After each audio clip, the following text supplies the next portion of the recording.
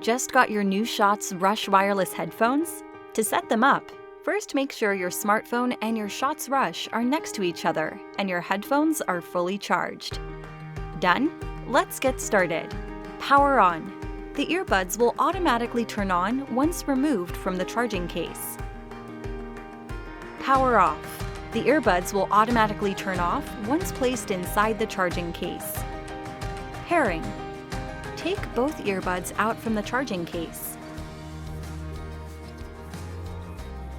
Turn on Bluetooth on your smartphone or laptop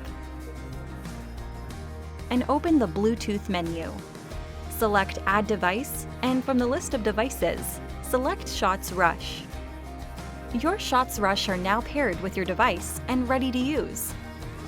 For more updates, subscribe to our channel.